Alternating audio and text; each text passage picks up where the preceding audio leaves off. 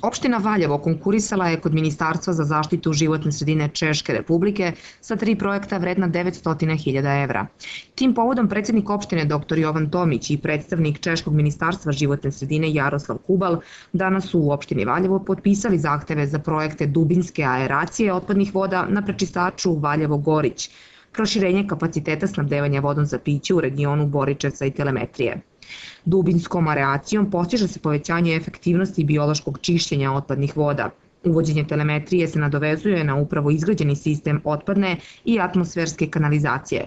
U okviru aktuelnih građevinskih radova proširenjem projekta došlo bi do logičnog spajanja svih građevinskih radova i do uštede investicionih sredstava grada. U isto vreme zajednička implementacija projekta JAZ i izgradnja vodovodnog sistema bi značajno doprineli zaštiti životne sredine. Odgovor vlade Češke očekuje se u martu 2008. godine, navedeno je u saopštenju opštinske PR službe.